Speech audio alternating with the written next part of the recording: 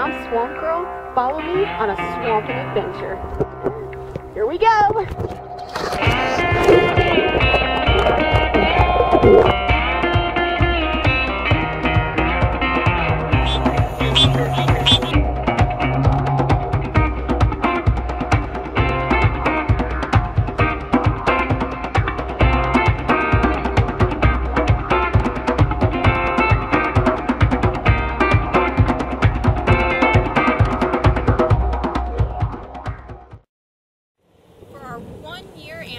Video, we're going to be on one hot topic, and that's venom.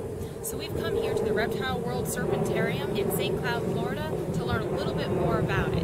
Let's go check it out. So we're here at the Serpentarium with George Van Horn, and he's going to tell us a little bit about what they do here. Okay, well, we started our operation back in 1972.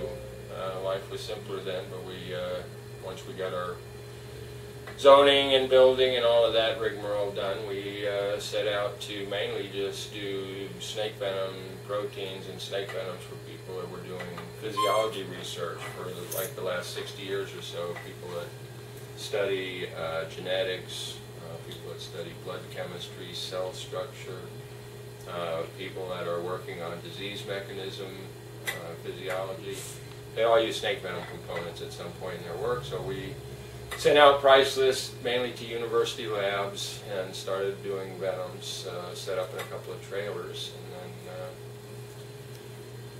then several times a day people would come knocking on the door to see snakes, and of course that we show people snakes all day and then end up working till 3 and 4 in the morning. So in '76 we started our breeding program, where we decided, up until that point we had just been importing snakes by the hundreds really.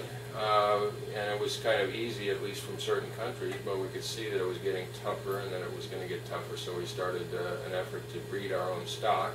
So we tried to set a goal of being kind of self-sufficient as far as our animals went, and then we, in 1979, I was lucky to be invited out to the Salk Institute, where I worked with Jim Patrick, who was head of their neurobiology lab at the time, and was able to perfect my lab techniques for purification of different venom proteins, and that helped us a lot because a lot of our customers were starting to order particular venom components rather than whole venoms, and so that helped our operation from a business standpoint quite a bit. And then with our breeding program, our lab work, and when we started the breeding program, we decided to set up an exhibit so that people could come and see the snakes, and instead of us stopping work, they could, we could have it set up so it would help with our overhead and operation, and they could go through the exhibit, and that was pretty much it. And that's pretty much the way it is today. Our main effort is at breeding the snakes that we have here and making the primary snake venom proteins and whole venoms available to people who need them. Alright, to get started, we're going to learn about venom versus poison. A poison is something that has to be eaten or is absorbed through the skin. Poisonous animals use it as a self-defense mechanism. Now, venom needs to be injected by, say, fangs or teeth. Don't forget stingers. Oh, that's true. And spines. And spines. Or spurs like the platypus. Or spurs like the platypus.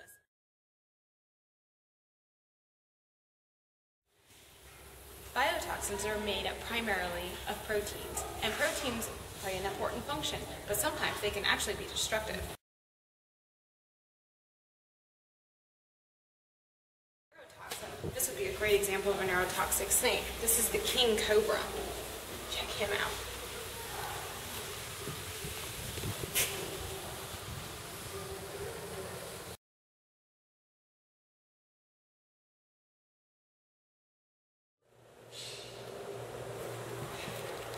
Here we have the Mojave rattlesnake.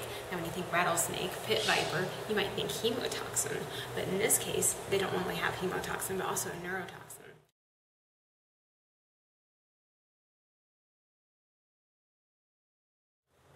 Okay, Talking about another venomous animal, how about a venomous lizard? The Gila monster, or in this case, the beaded lizard, is a venomous lizard. They actually have, along their lower jaw, the venom glands. And their teeth have little grooves, so as they make a chewing action, it helps to release the venom, because they don't have the ability to eject the venom. Isn't that cool? So cute.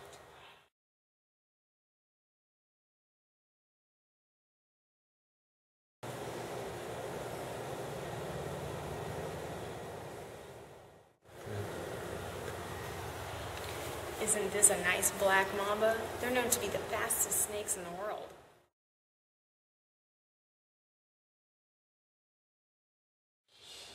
Here we have a Florida native, an eastern diamondback rattlesnake.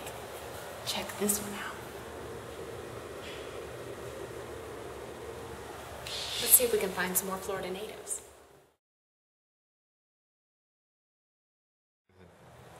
This here is a really good example of a snake that would contain a hemotoxic venom. This here is the Florida cottonmouth.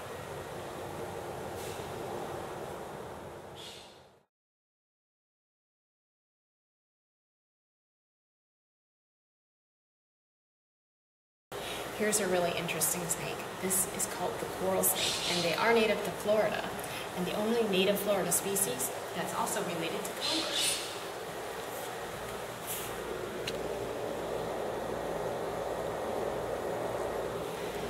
This is definitely one that would pack a punch. This is called the pygmy rattlesnake, and they don't really get too much bigger than this, believe it or not. What a cutie.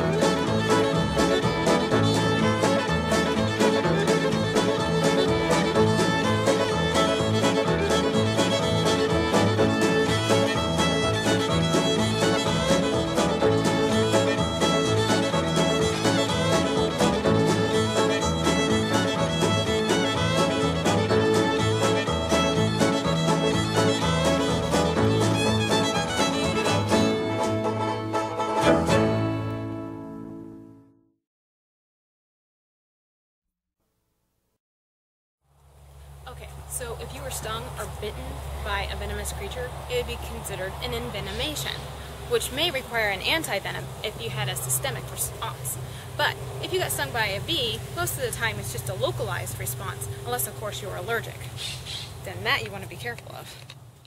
Now with anti-venom, how is it made and how does it work? Well, you know, when they started out with antivenoms, almost all of the companies that produced antivenoms used horses as a donor animal, and they would just inject, starting with very minute doses of venom, over a period of several months, build up a very high antibody titer in the animal, and then there were various methods for removing a lot of the unnecessary components in the blood serum and having, you know, primarily antibody available to be injected into snakebite victims. That's what you want. The antibody is that part of the serum which has the ability to lock up and neutralize the toxins. So, the company that we work with now here has a much more high-tech operation. They're using sheep instead of horses, and they, I think, did that from the standpoint that sheep seem to be an animal less likely to cause an allergic problem in people. And they have a very high-tech purification procedure for the antibody. They're using affinity chromatography, whereby they set up these big chromatography columns similar to that, only probably much bigger. I've never seen them, but I hear they're huge. And they're filled with a gel matrix that has venom attached to the surface of the matrix, and they run the sheep serum through there, and the venoms capture the antibody, antibody-antigen reaction, and bind. And they're able to flush out all unnecessary components, and then by doing a pH shift in the column, as they're eluting the column and having this flow come through, they drop the pH to 2, and all of the pure antibody comes off, and they catch pure antibody. And so, and in addition, then they split off the FAB part of the antibody molecule. That's why they call it Profab, and that's what they package. That's what you would get if you were treated for snakebite, you know, here in North America. And so once the venom is actually collected, what happens there? Is it frozen or? Well, we freeze dry. We take the venom and we centrifuge it. I have a centrifuge that spins it and cleans it, and then we take it and we put it in freeze drying flasks and shelf freeze it. And then what the freeze drying process simply is a method of taking the water out of the venom without having it thaw. You know, you've got the ice, we freeze it in here, and then instead of if it thaws out, what happens is as it's drying, the proteins become more and more concentrated, and they can react with each other and cause problems that would denature some of the components. Whereas in freeze drying, you have you put this frozen venom under a very high vacuum, and water, once frozen, instead of going to liquid and then to gas, as it would do in a normal drying process, it goes directly from solid to gas. There's no thawing out of and so the proteins stay, you know, well separated and pretty much in their original condition. And this is some freeze-dried cottonmouth venom. And this would, you know, if a researcher or anti-venom producer or whatever wanted to reconstitute it just by adding a buffer or whatever solution he's going to use in his experiment, he's back to venom. So, but anyway, that's how we, you know, how we ship it and supply it is freeze dried. Wow, that's really interesting stuff. Thank you very much. Wow, this has been a great experience, and we want to thank George and his family for allowing us to come out to the Serpentarium and learn so much today.